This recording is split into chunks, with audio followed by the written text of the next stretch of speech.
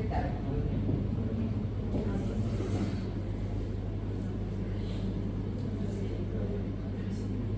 No vamos a hablar de una cosa nueva. Ya. Sacaron a ver el Zoom. Ya cerraste la red.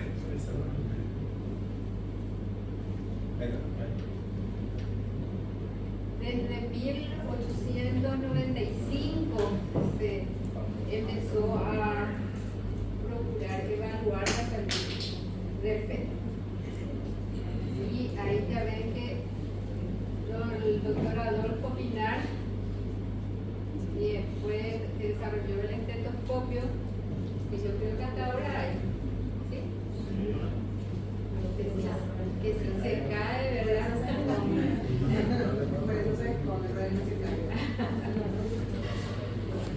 Para ocultar de forma intermitente el latido fetal.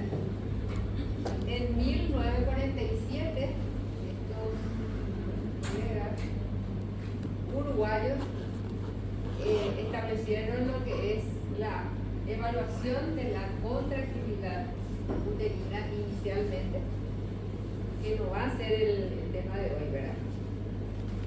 Eso es monitorización intraparto.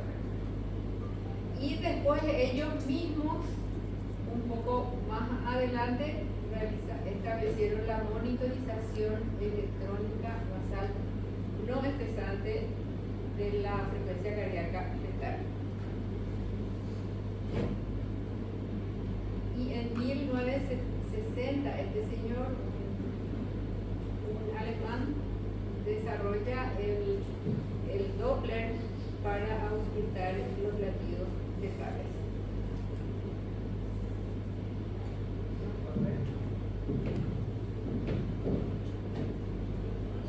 Y en 1968 este es el primer monitor fetal. Hace poco, cuando yo entré en el Hospital Nacional, tenía todavía este equipo, pero más o menos tiene mi edad. Por eso no. Bueno, entonces, ¿me escuchan, verdad? Sí. El doctor está en el primer lugar de la escuchar.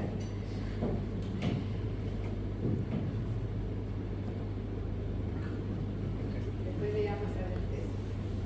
Bueno, entonces la evaluación del bienestar fetal ante parto se basa prácticamente en el monitoreo fetal no estresante, que recibe también otro nombre. Se le dice también monitoreo basal, cardiotopografía anteparto, etcétera. Sobre todo cardiotopografía, que no es un término que no usamos mucho acá, pero sí en otros lugares, ¿verdad? El monitoreo en sí es el registro electrónico de la frecuencia cardíaca fetal en situaciones normales, o sea, cuando no hay contracciones uterinas o si hay contracciones, son esas contracciones espontáneas. En respuesta a movimiento fetal o a contracciones uterinas. ¿Qué buscamos con esto?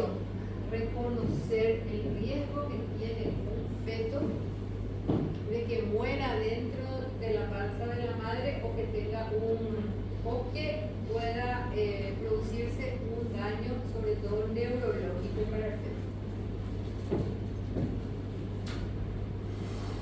Si podemos cuantificar ese riesgo, vamos a ir viendo. Y sobre todo evaluar, ¿verdad?, el riesgo que tiene el feto dentro del útero con las complicaciones que pueda tener al nacer si es que sacamos un feto prematuro.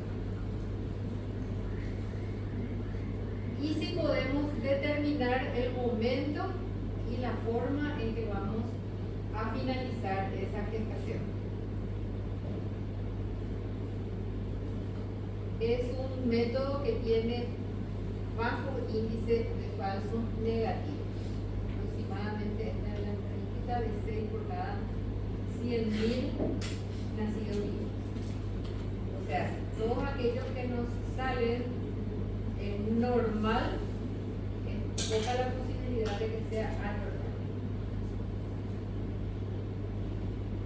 Tenemos dos tipos de monitoreo fetal, que es el que nosotros vamos a ver hoy, que es el basal o no estresante, caracterizada porque estudia la frecuencia cardíaca fetal en condiciones, como ya dijimos, donde no hay estrés materno ni fetal, o sea, no hay contracciones uterinas que puedan también estresar al feto, o no debería. Y el test de Pose o test de oxitocina, sí, donde hay contracciones, o inclusive se realizaba la prueba de tolerancia a las contracciones. Y yo no hice nunca. No sé, Miguel. Se formó en otro lugar, ¿verdad? Capaz que acá.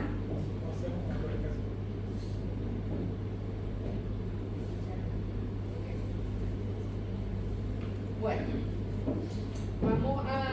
ya todos conocen, ¿verdad? El equipo que utilizamos, este es el monitor fetal, que tiene una pantallita. Para los que me dijeron que no tiene papel, esto te sirve también, ¿verdad? Por supuesto que no. Es que ya me imaginaba aquí. Igual acá podemos evaluar, por lo menos para nosotros mismos, ¿verdad? No vamos a tener algo escrito pero se nos va a ayudar. Tiene un papel que registra todos los cambios que se producen. Además está conectado a dos transductores. Uno de ellos es el Doppler, que detecta la frecuencia cardíaca fetal, que tenemos que colocar en esto es especialmente para los que no son ginecólogos, ¿verdad? Ustedes ya saben todo, o sea, habrán hecho. Se coloca en el dorso del feto, donde hay donde se oculta realmente la frecuencia cardíaca. Lo que le voy a preguntar antes al doctor Miguel, para los que no son ginecólogos, el monitoreo generalmente ellos no firman, o no hacen, o no deberían. No está dentro de las competencias. Pero acá el tema es cultura general. Claro. El gran problema que, ¿por qué incluimos? No sé si vos lo dijiste, pero lo voy a decir. ¿Por qué incluimos monitorización y perfil biofísico? Porque se sigue haciendo mal. No solo por el ginecólogo, peor cuando no es ginecólogo.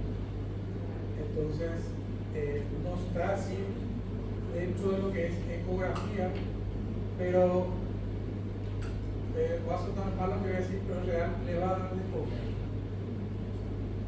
a los que no son ginecólogos. Pero vemos los informes, perfil biofísico 8/10, arterias de movimientos fetales. ¿Cómo hacer 8/10? Ese no sabe lo que está diciendo. Ahora Juan le va a explicar por qué, ¿verdad? Los ginecólogos ya saben. Pero se sigue viendo. Y lamentablemente son especialistas en ecografía que hacen perfil, no pueden, porque no están en su competencia, pero la idea es, por lo menos, si lo van a hacer, háganlo bien. O te ponen 7/10. O 7/10.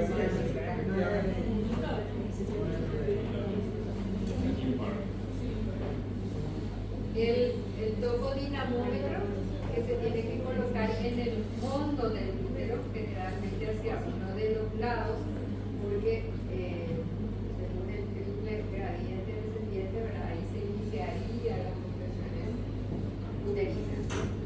Y otro dispositivo, que es un pulsador, le facilitamos a la madre para que pueda pulsar todas las veces que siente movimiento de sus centímetros. Este equipo es relativamente barato, o sea, se puede obtener. No es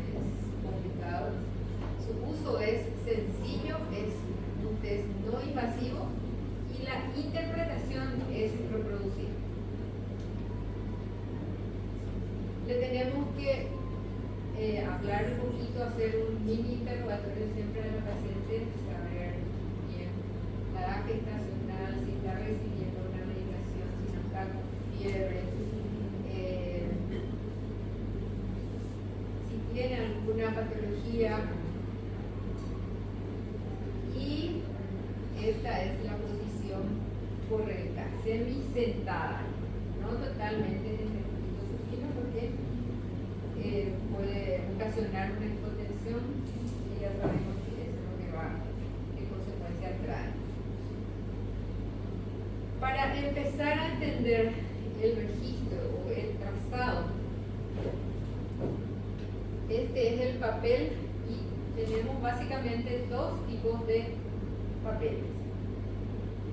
Esta, que en este sentido nosotros vamos a evaluar en el eje horizontal la duración del registro o de los cambios que pueda ocurrir. Y en el vertical la amplitud de los latidos cardíacos. Y para eso vamos a tener en cuenta, como en este dibujito, que vamos a tener papel. No, acá primero papel. Que cada cuadrito significa 5 latidos por minuto. Y como en este caso cada cuadrito es de 10 latidos. Y también en el equipo, o hay equipos que vienen solamente para una velocidad en el que va a correr el papel. Y tenemos así, acá por ejemplo, una línea de 1 centímetro corresponde a 1 minuto. Y hay otro que no tengo el papel, porque la verdad que yo vi poco eso, pero en un lugar donde trabajé hay, y no sé, nunca le saqué la foto. Hay otro que todo esto, o sea, 1, 2, 3 centímetros corresponden a 1 minuto.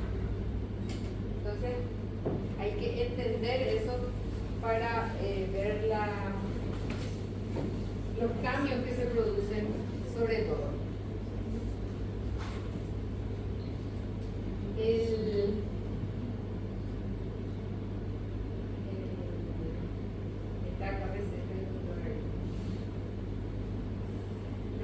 Le voy a decir ya en su cara.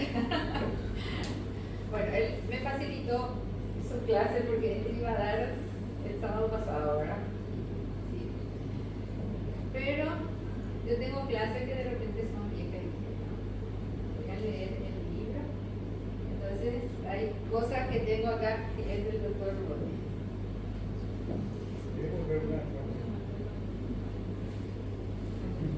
La velocidad del papel parece que es una cosa muy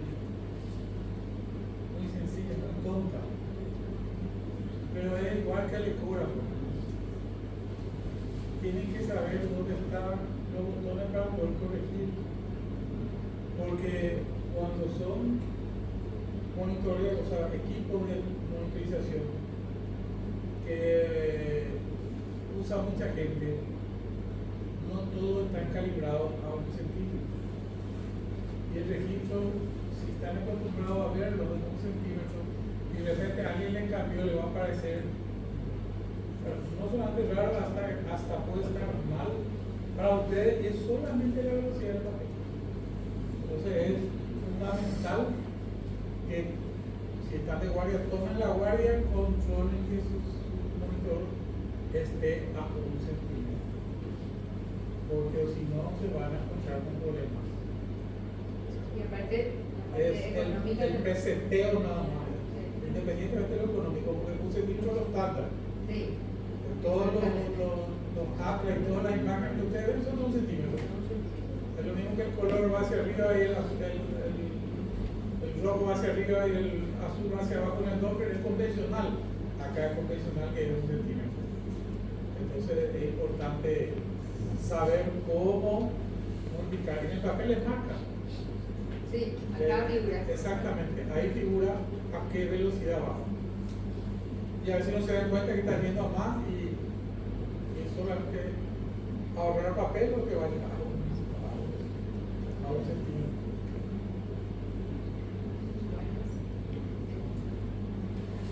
Para interpretar ese trazado, tenemos que tener en cuenta estos parámetros: la línea de base y los accidentes transitorios que se le llaman a los cambios que ocurren sobre la línea de base. En la línea de base debemos evaluar la frecuencia cardíaca basal, la variabilidad, y en los cambios o accidentes transitorios tenemos las aceleraciones y las desaceleraciones. Vamos a ver uno a uno.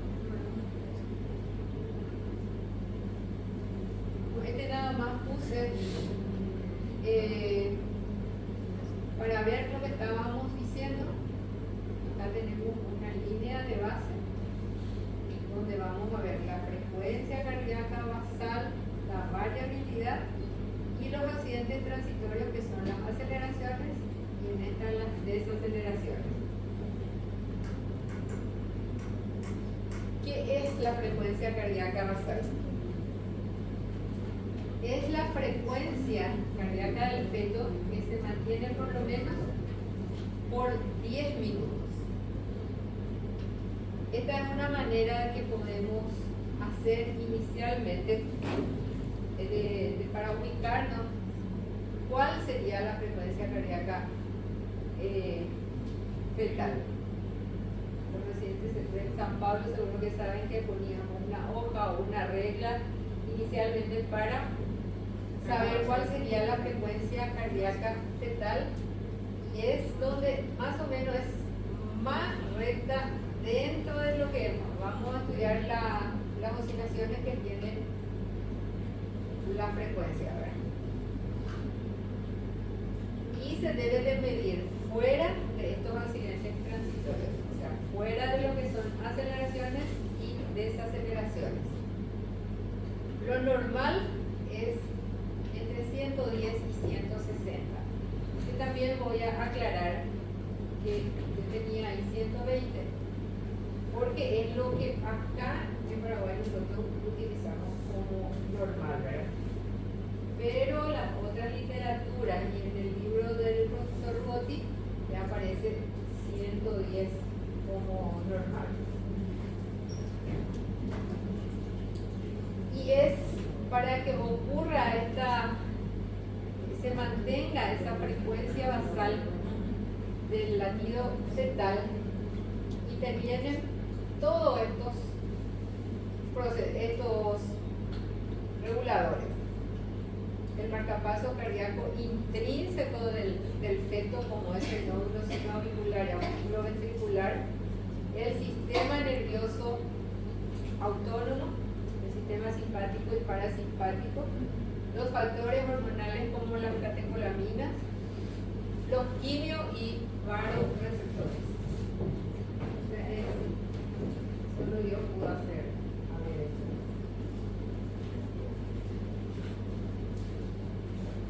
Si es que hay alteración, si está fuera de 110 a 120, entonces tenemos, de 110 a 160 podemos tener. Si es mayor a 160, taquicardia. Hablamos de taquicardia, que se clasifica a su vez en leve y severa.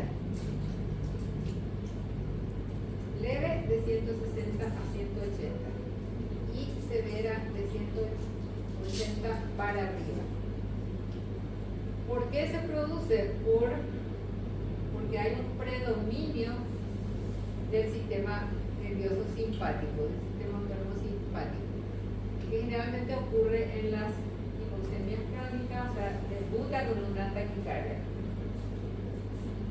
¿Y cuál es el objetivo que haga esa taquicardia?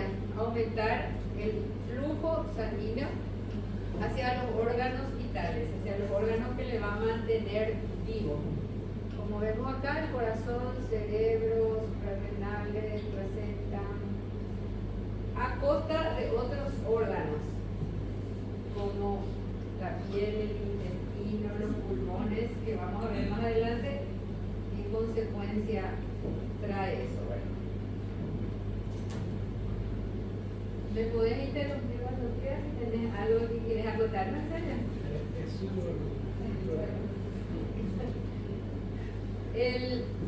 Tengan en cuenta esto, que es la taquicardia es uno de los primeros signos de hipoxemia fetal.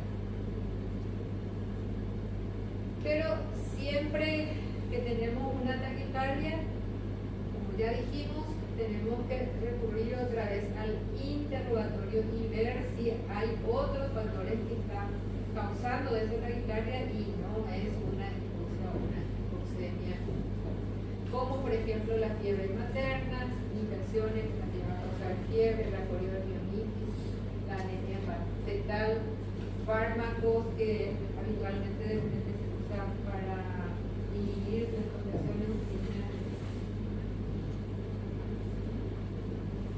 Al otro extremo, entonces tenemos la bradicardia. Dijimos 110 latidos, menor a 110 latidos por minuto, y que tenga una duración mayor a 10 minutos en el trazado. También se clasifica en leve, que es de 110 a 100 latidos, y severa menor a 110. Menos a 100. ¿Por qué ocurre? Por un predominio del estímulo vagal. ¿Con qué intención? Con disminuir el gasto energético del corazón fetal. Vamos a darle importancia si es leve. Yo traje este a propósito porque fue un paso de la semana pasada nomás, de una paciente que le hicimos, ¿verdad? Y yo le hice, mejor dicho, y estaba oscilada entre 117, 118, 119 por ahí, ¿verdad? Entonces no le puse nada. Le expliqué a la paciente y no le puse nada. Pero ella misma al día siguiente se fue junto a otro colega, ¿verdad? Y el colega le puso taquicardia, basal, no sé qué cosa dice ahí, bradicardia, basal. Entonces empezamos a preocuparnos. Ella tiene antecedente del primer feto con el mismo tema. También tuvo bradicardia, se hizo cardio, no tenía nada, era otra persona que le seguía en ese momento y dice que le hacía monitoreo cada 4 horas. Todo en privado, no me imagino. No, perdón, ¿cuántas semanas tenía la paciente? 34 semanas. Se hizo su ecocardio y salió todo bien. Después disminuyó el líquido de 8 en 3 días, se fue a 5 y después ya entró directamente, ya hizo su pérdida de tapón mucoso y le operaron. No hay nada. O sea, otra vez nos dice que una bradicardia, no sé, una bradicardia, no sé si vamos a considerar para este rango, ¿verdad? Bueno, si es leve, vamos a suponer que esto sea leve, con variabilidad normal y desaceleraciones ausentes, generalmente no se asocian con hipoxemia. Pero si es severa, persistente, con variabilidad ausente, sí tenemos que darle importancia porque ya puede haber una depresión miocárdica por acidosis metabólica. Antes pasa variabilidad. Sí. Ustedes seguro han de conocer a alguien que tiene su frecuencia cardíaca por debajo de 70, adultos relativos. Está tan sano como ustedes, ¿no? Esa es la aplicación por el cual, por encima de 110, el pecho está tan sano. Exactamente igual, no hay ninguna diferencia. Yo suelo contar, ahora les puedo contar anecdóticamente, yo le tomaba el curso a papá y me asustaba. Él tenía una bradicardia sinusal. ¿Tú? Era todo bien. Era algo desesperante para entender cuando la compañía hace alguna, entonces no, así nomás se puso, no te preocupes, ya la adelantaba, ¿verdad? Vivió 90 años, no, 80 y pico, porque se puso un marcapaso ya después de 85, pero sin ningún problema. Atleta. ¿Ah? Atleta. Tú lo vas. Atleta. Porque dice que los atletas. Atletas. No, bueno. Yo desde más que tengo conciencia tenía esa frecuencia. Pero no pasa nada, no hay ninguna. Y le hace eso educar y está todo normal, y le hace sí, pero nos asocia a. Lo que pasa es que nosotros los ginecólogos tenemos el. Bradicardia, cesárea y pérdida de bienestar fetal. ¿Quién le dijo? No es así. No es una condición sine qua non. Por eso lo que ella está planteando, la bradicardia cuando se asocia a primero que sea severa y segundo que pierde la variabilidad, ahí recién está relacionada a pérdida de bienestar fetal. Antes no. ¿Doctor? En un hospital donde trabajo había una obstetra de edad, ¿verdad? Y dijo, doctor, no le pueden operar a mi hija, va a ser mi primer nieto. Sí, sin problema, 39 semanas vamos a sacarlo. Y 15 días antes, en su control era 117, 115, 100, no alzaba más de 120. Entonces yo le pregunté a un profesor, y él me dijo, y tres cosas tenés que pensar. Uno que no es nada, uno que es algo funicular, otro es un Down. Y revisando todo su historial no tenía nada de valor. Y le hicimos la cesárea y terminó siendo Down. ¿Con esa frecuencia? 117. Yo nunca vi tampoco. Y marcador de cromosómico, o sea, el buen prenatal. Y mamá 21 años y papá 27, o sea, menos de 30, ambos padres. Y por eso lo que me dijo un profesor. Ahí podemos discutir lo de la edad en otro momento, por lo menos, pero no había leído la frecuencia cardíaca Bradicardia sostenible. como para. Ahora me hace recordar de otro caso en un hospital también donde yo trabajaba. Era un hospital chiquitito y no tenía muchas comodidades. La directora tan orgullosa de su hospital dijo, yo voy a parir acá. Y mandó a hacer una pieza con un baño Para que ella pueda para parir. que ella pueda parir. Ay, Dios mío, ¿por qué esa exclusividad? Bueno, hizo una restricción de crecimiento. Esto dio en mi inicio. Hizo una restricción de crecimiento y tenía su bradicardia, ahora no me acuerdo. Pero no había otras cosas, ¿verdad? Y nació y era una. Bien que diga, porque Sí, ahora Yo le pregunté al doctor Antonio, a él le pregunté, y me dijo, ¿pensaba funicular o no? Y me dijo, excelente, pasamos. Bueno. sí, subieron al cuartel. Ahora, este es. ¿Qué pasó? Variabilidad.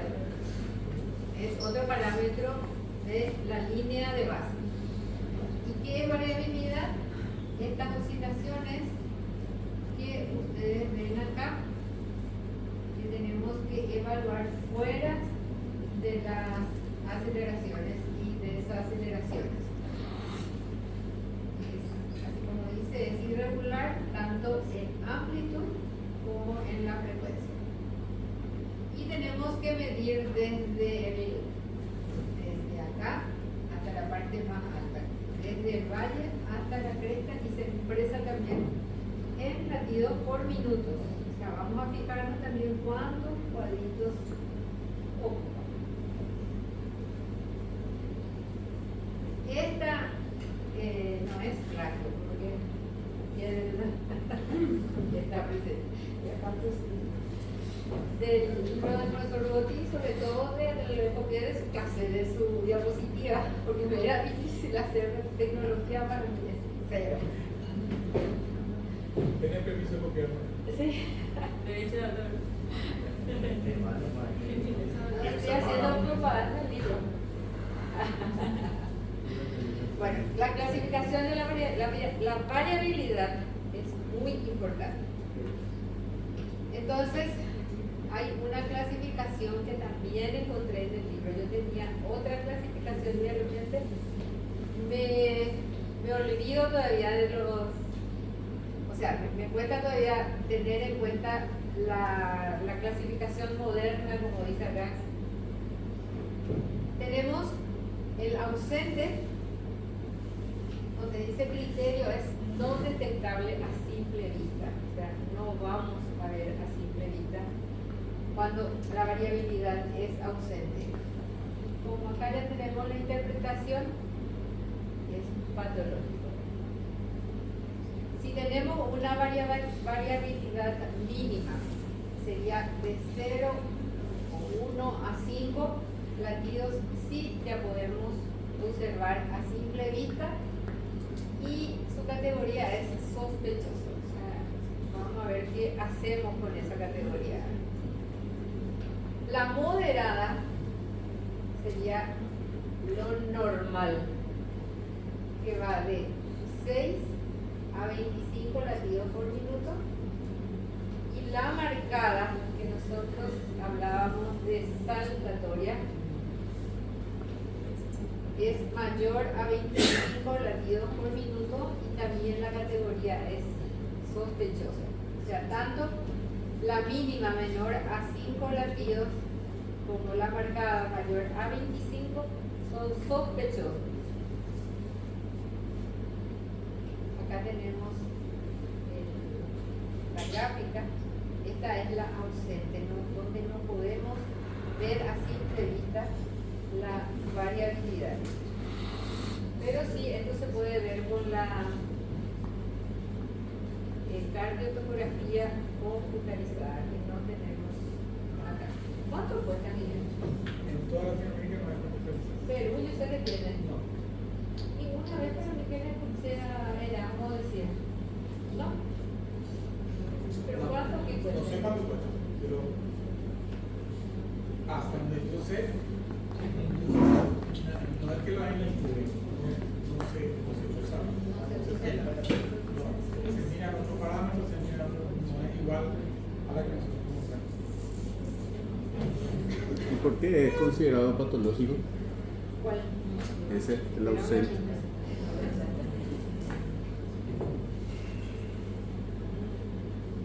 Porque si teníamos esa fluctuación normal, nos habla de que hay una intensidad, ¿verdad?, del sistema nervioso central, las vías que conducen los estímulos, y el corazón responde a esos estímulos, y todo eso se obtiene cuando hay una buena oxigenación fetal.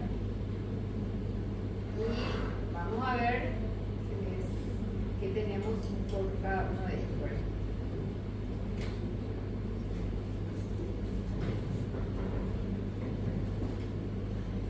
Creo que ya dije todo. Las fluctuaciones de la frecuencia cardíaca fetal, entonces, es resultado de la acción de dos sistemas antagónicos que producen efectos diferentes. El sistema simpático, por un lado, acelera el corazón, y por el otro lado, el parasimpático hace que disminuya la frecuencia. Y sería como que vamos a estirar para su lado. Eso hace que ocurra la fluctuación. Por eso no es liso así, hay una cierta irregularidad. También intervienen los marcapasos cardíacos intrínsecos, que son los nódulos sinoauricular y auriculoventricular. Las vías de conducción, los factores hormonales, las catecolaminas secretadas por la suprarrenal fetal. Factores extrínsecos, como les explicamos, algunos medicamentos que tenemos que saber si no está consumiendo la paciente. Y sobre todo lo que nosotros buscamos es esto, para saber si el feto está bien oxigenado. Y esas fluctuaciones con respecto a la presión parcial de oxígeno, presión parcial del CO2 y la presión arterial se va a detectar cuando hay, o sea, son detectados por los receptores que se encuentran en el arco aórtico o en las carotidas internas que se llaman quimioreceptores y baroreceptores. O sea, es un mecanismo así que yo no sé cómo me imagino, ¿verdad? Entonces, porque es bueno que haya un aporte de oxígeno bueno a nivel del sistema nervioso central, donde se encuentran todos los centros reguladores del ritmo cardíaco, como también del corazón. Y cualquier alteración en este mecanismo de regulación va a producir alteración en el trazado, en la variabilidad.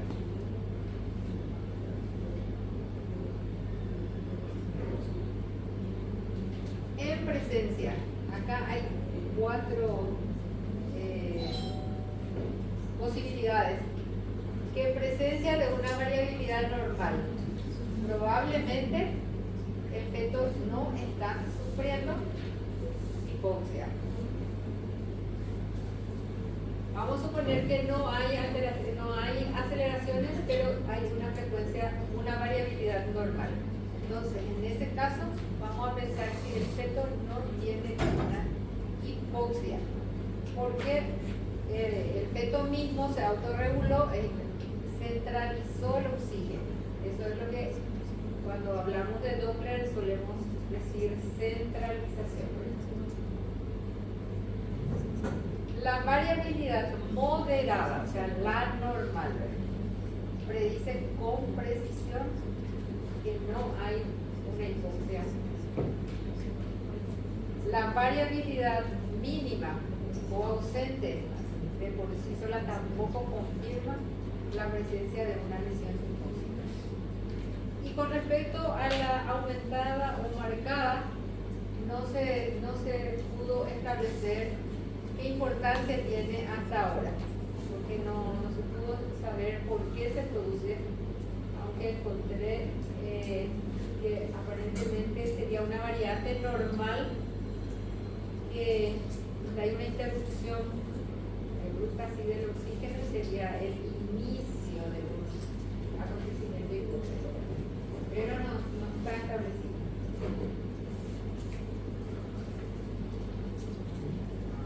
Ahora salimos de línea de la frecuencia cardíaca y pasamos a los accidentes transitorios.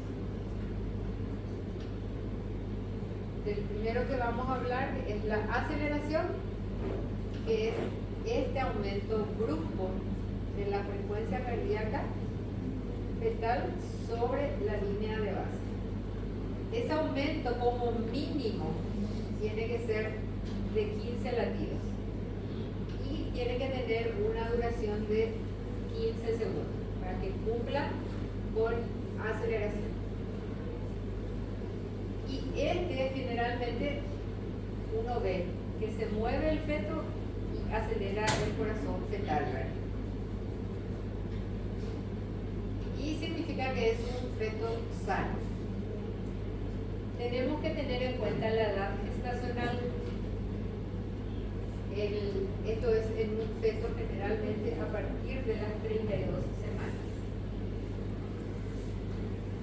Y encontré en el libro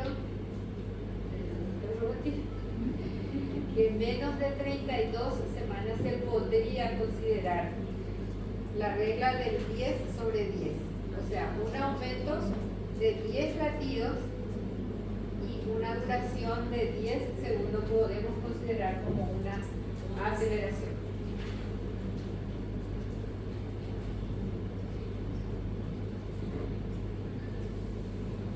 ¿Por qué ocurre? Por estimulación de esos los receptores, por prácticamente el mismo mecanismo de la variabilidad, liberación de las catecolaminas y estimulación neurovegetativa del corazón. Y nos habla de una integridad del sistema nervioso central. Siempre tener en cuenta que esto depende también del estado conductual, edad gestacional y si la paciente está usando o no algún fármaco. Porque podemos estar ante un niño, un feto que esté, por ejemplo, en sueño profundo y que entonces no aparezcan las aceleraciones. O una edad gestacional muy precoz, ahora 28 semanas. Si en la mañana o si desayuno viene una pregunta. ¿Le sigo lo que? Sí, que desayune. Siempre es una... Sí, es mejor, o sea, idealmente que desayune. Aparentemente la glucosa interviene más en el movimiento respiratorio y otro libro que leí también habla del movimiento fetal. Pero si está en ayunas, igual le podemos hacer y pero idealmente le pedimos el desayuno. Ahora, ¿cómo estas aceleraciones predicen fielmente la ausencia de acidemia metabólica fetal? Pero la ausencia de aceleraciones no confirma que haya una lesión hipóxica en curso.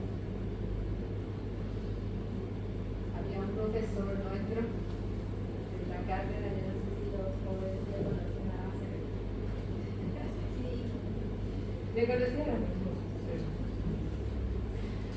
Decía, a ver, en la clase. Pregunta de examen. Sí. ¿Puedo poner aquí? Sí.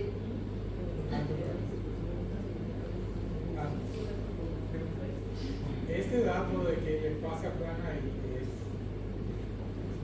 para ese ya sí ya sabemos. Yo les invito a que hagan la prueba. Miren un monitor fetal de otro colega cómo marcó las supuestas aceleraciones y se van a dar cuenta que no sabe lo que está marcando. No cumple los criterios. Exacto, pero lo estoy dejando por escrito que no sé lo que estoy haciendo. Porque me marcas y yo pues acá no tiene 15, pero está marcado que ese fue una aceleración considerada para él o ella para decir es reactivo. Esa es la foto de la translucencia local mal El hecha. cuerpo de Benito. Sencillo. Le están brindando en bandeja para decir no le manden más a hacer un perfil porque lo que pasa es que fulano de tal bueno, que fulano de tal se vaya a leer porque escuche la clase porque esa aceleración no es tal. Cuando hay duda tienen que agarrar la regla y medir estrictamente. Entonces ese 15 por 15 es fundamental, no todo lo que sube es una aceleración porque el tiempo es importante. Ahí no está marcado, pero imagínense ustedes, 15 segundos. Si Juana le dijo que un cuadrito vale un minuto, 60 segundos quiere decir que por lo menos tiene que ocupar un cuarto del cuadrado. Para hacerlo rápido. Si no ocupa un cuarto, no son 15 segundos, es sencillo. Si su papel corre a un centímetro normalmente. Y de alto es más fácil porque lo pueden calibrar en cuánto empezó y en cuánto termina. Y por otro lado, ¿cuántos de ustedes hacen una incorrección por debajo de las 32 semanas? No queremos hacer, no, si es de pretérmino, ¿para qué vamos a hacer? Pero ustedes leen la guía de ISUOC que dice monitorización de la frecuencia cardíaca en la restricción de crecimiento. Nadie hace. Por eso ese 10 y 10 es fundamental que tengan en cuenta cuando estamos jugando los semanas. Y empiecen a hacer los monitores y no se asusten de los monitores tempranos porque son los más que tienen costumbre. Porque lo primero que vamos a decir, no, el sistema nervioso todavía no está maduro, por eso no es tanto así. Es cuestión de que se entrenen a mirar los monitores de prematuros o por debajo de las 24 semanas. Se van a encontrar con muchas sorpresas.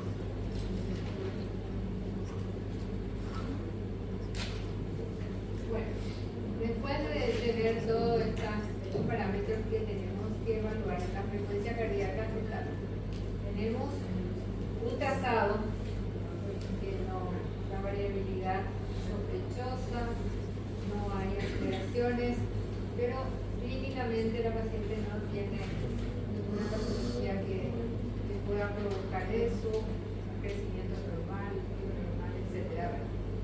Podemos recurrir a la estimulación vibroacústica, que era este dispositivo que en mi época y en la maternidad existía nosotros usábamos Ya pasó. No, el timbre, la bocina de las bicicletas. Había una bicicleta y la bocina de eso. Porque cumplía, dice, con los decibeles como para despertarle al feto si es que está dormido. O sea, esa es la función de la estimulación vibroacústica. Si es que el feto estaba dormido, al estimularle se va a despertar. Se coloca sobre el polo cefálico. O sea, hay que identificar el polo cefálico, se coloca 2 a 3 segundos y solamente una vez. No estar ahí. La respuesta puede ser normal, se despierta el feto, entonces va a haber aceleraciones, va a mejorar su variabilidad. O anormal, si es que el feto ya está con un se está deteriorado, entonces no vamos a obtener cambios probablemente. Hay otra gráfica que yo tampoco vi. El ritmo sinusoidal. Este está en Llevamos tiempo. Hace años. puede ser. Está también en el libro del profe. El patrón sinusoidal, si ustedes se dan cuenta, ¿verdad? Que todas son igualitas. Es ondulante, uniforme, con una frecuencia de TDs. Acá por lo menos eran 2 ciclos por minuto y que persista por lo menos durante 20 minutos.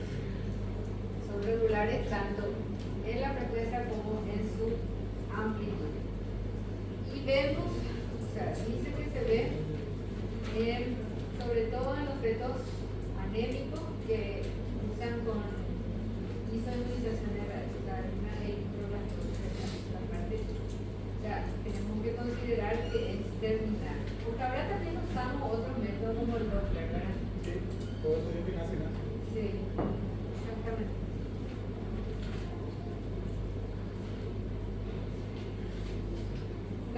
No es que esto no entra dentro de la puntuación, pero también la presencia de movimientos fetales se considera que es eficaz para hablar de bienestar fetal, porque se vio que en el 99,8%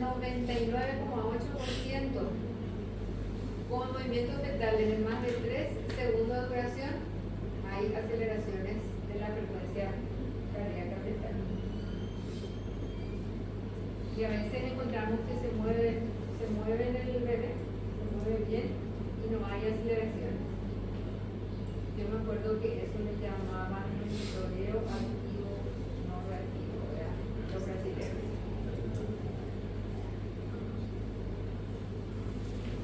Dijimos que íbamos a hablar solo de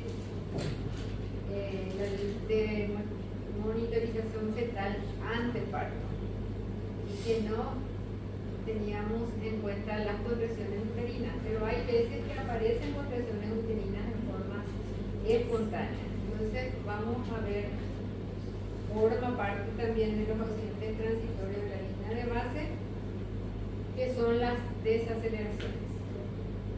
Esto forma parte de monitorización intraparto, cuando hay contracciones.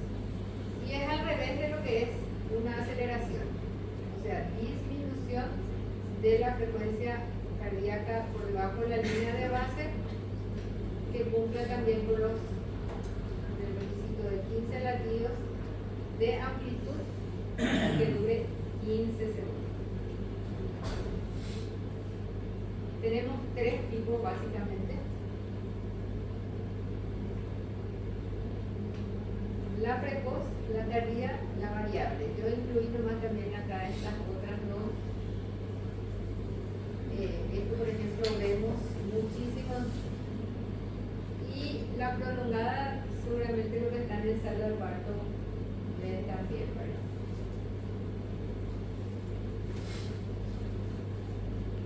Bueno, el tipo 1 consideramos que es fisiológico. Y acá vemos cómo es que la caída, o sea, en respuesta a la contracción uterina se produce la caída de la frecuencia cardíaca.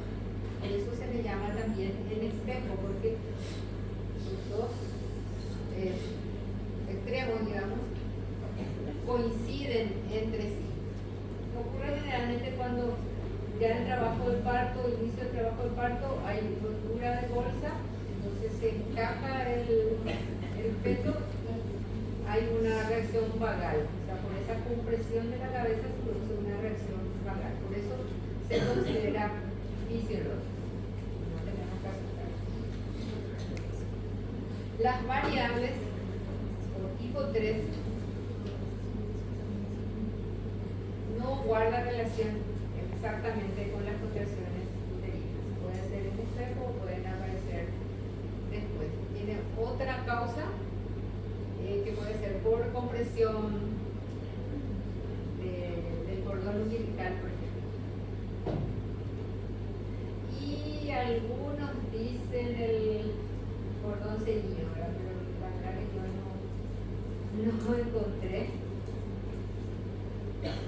Y también hay una respuesta de parte de los receptores por aumento de la presión arterial que ocurre por la compresión del cordón.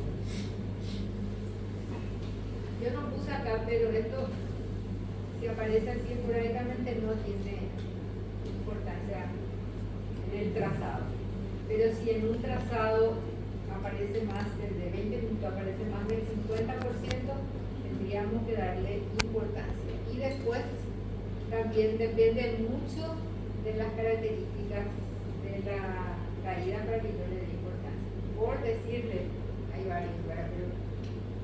Pero, por ejemplo, si esta caída desde la basal es mayor a 60, sí le tengo por minuto, le tengo que dar importancia.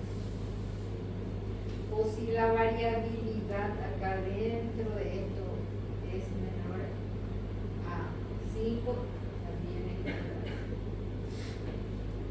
O cuando después de que terminó la recuperación completa. O sea, hay varios factores que se consideran factores ominosos para el feto. Pero si aparece así esporádicamente, no tiene importancia. Y esto sí es lo importante. El tipo 2 se considera que es patológico y vemos que hay una caída de la frecuencia cardíaca fetal después de la que terminó la contracción uterina. O sea, hay un corte ahí del flujo sanguíneo al feto.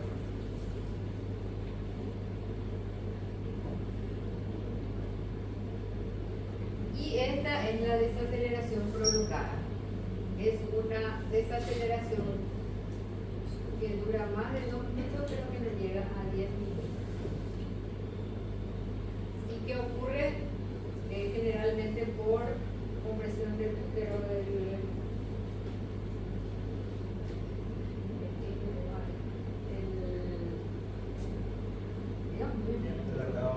Disminución del retorno venoso.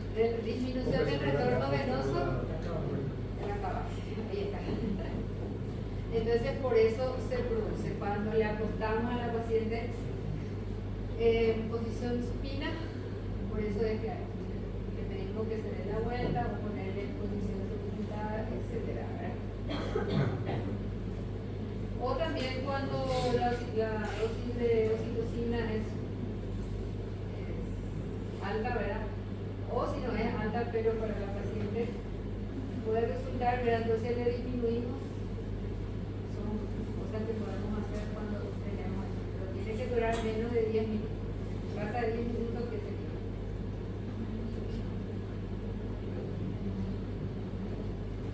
Ya va. cambiar la frecuencia, ¿verdad? La basal. Y estas son las otras alteraciones a nivel de la línea de base, que son estas pequeñas caíditas. Es una abreviación bien cerradita para que no tiene importancia límite y aparentemente no guarda relación con las contracciones ni se considera que es patológico. Con respecto a las desaceleraciones, si tenemos un monitoreo no reactivo con desaceleraciones tardías, hablamos de un patrón terminal y es indicativo de alto riesgo de muerte fetal. Si es reactivo con desaceleraciones tardías o variables, hablamos de un patrón decelerativo que tiene importancia si es repetitivo y también indica alteración del episodio del bienestar fetal, porque encontré sufrimiento fetal. Se pasó. Reactivo, o sea, un trazado reactivo o no reactivo, pero con desaceleraciones variables que guarda relación con movimiento fetal, entonces se habla de un patrón umbilical y probablemente está relacionado a una anomalía del cordón umbilical, o sea, una compresión del cordón umbilical. Ya sea un trazado reactivo o no reactivo, con desaceleraciones espontáneas, sin relación a contracciones uterinas, podemos pensar en una RCI que ya actualmente difícilmente se escapa porque le hacemos una ecografía a las 36 semanas, etcétera. O sea, hacemos un perfil de pesamos también. Bueno, esta es la antigua. Clasificamos el reactivo y no reactivo. Solamente esos dos. Reactivo, como ya vimos, presencia, está dado por las aceleraciones.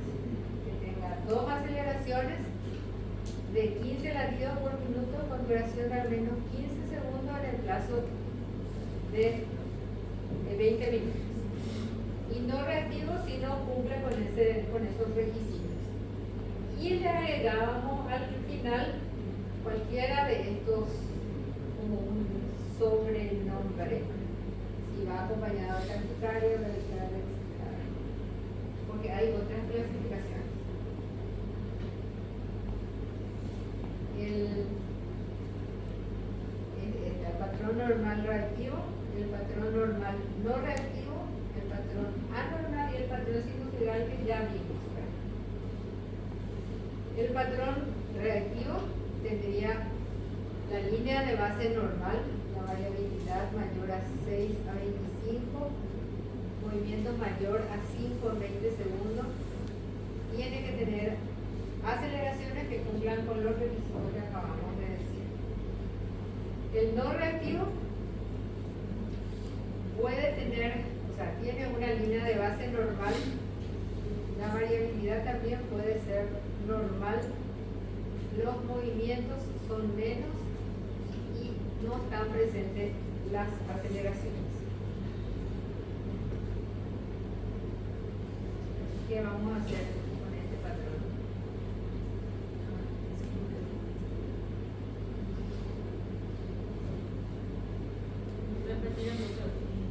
¿Repetir otra cosa? ¿Está bien? ¿Cuándo se ahí? Determino. Patología de vaso materno. No, vamos a ver. Le vamos a simular. O le vamos a hacer comer algo si no tenía. Desciende cuando hay contracciones, son un espejo. Desciende cuando hay contracciones. Ah, vos te estás fijando en la. No, acá no más fijate. Eso no se puede considerar un descenso. No sé cuánto dura. Más también ¿Cómo son... desciende cuando hay Pero contracción? ¿cuánto desciende? Eso no es un descenso. Esa aceleración. Bueno, o sea, me refiero. No, pero no es un descenso. No cumple. O sea, está considerado un descenso. ¿Cómo es? Como otra cosa que es, por ejemplo, fuera de las contracciones, ahí lo que era.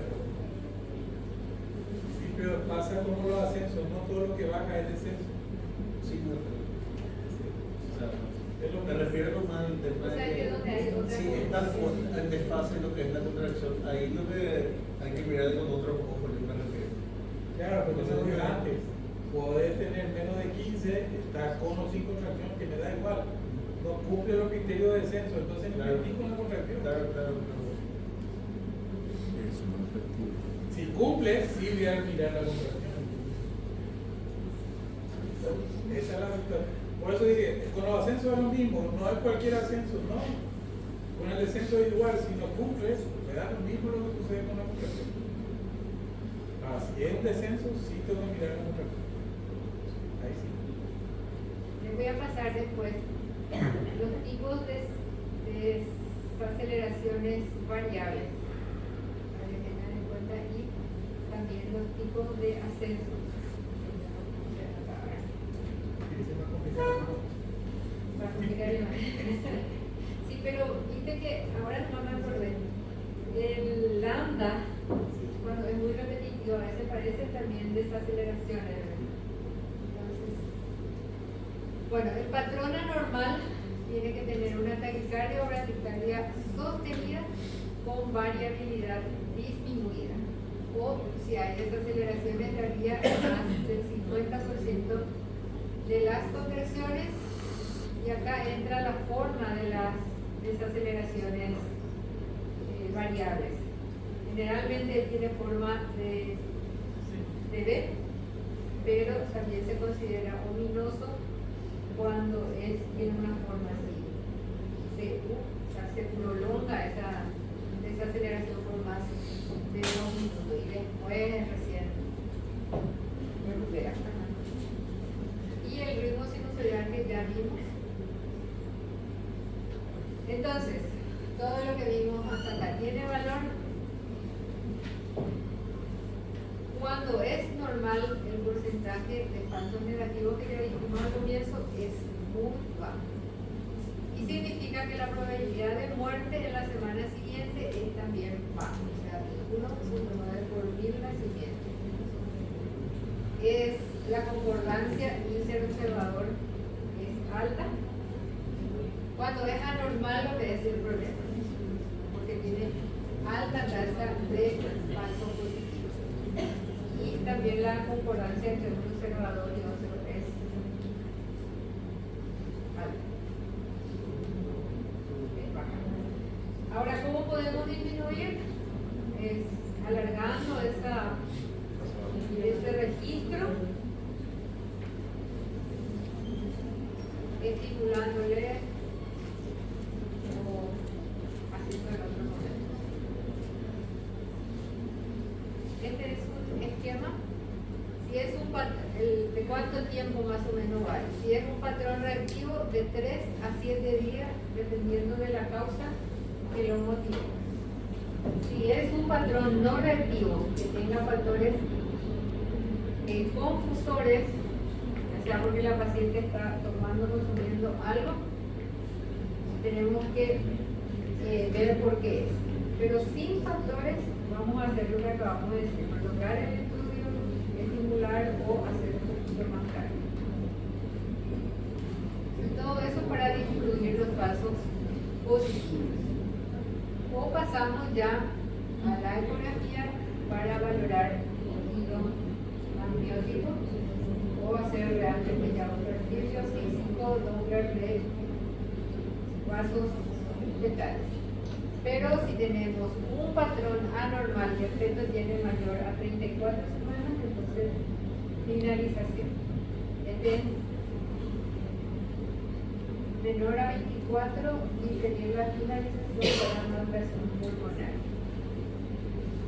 Este también es el que me gustó porque es más bien visible.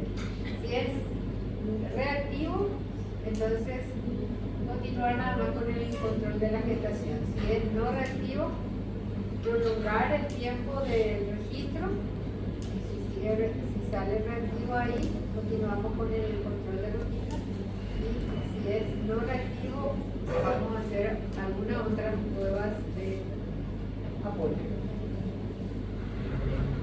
Todo lo que dijimos hasta acá sirve. Medicina basada en la evidencia dice que en gestación de bajo riesgo no se han encontrado pruebas convincentes para apoyar el uso antenatal. Cualquiera de los dos, tradicional o computarizado. Los datos disponibles no son de alta calidad y carecen de poder para detectar diferencias importantes en relación al daño-beneficio. Y no hay evidencia clara de que la cardiotografía prenatal mejore el resultado perinatal. Por lo tanto,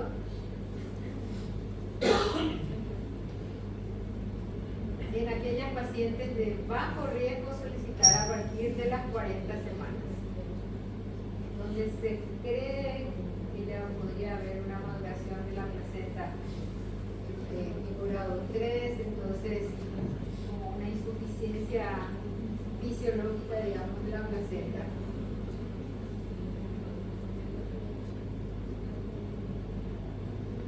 En alto riesgo se utiliza a partir de las 32 a 34 semanas de gestaciones únicas de alto riesgo. Inclusive las que son de muy alto riesgo, 26 a 28 semanas, dependiendo que tenga o no tenga, o sea, dependiendo de la patología del feto, y también del centro en el que estamos, ¿verdad? A veces si pedimos y no sabemos qué hacer,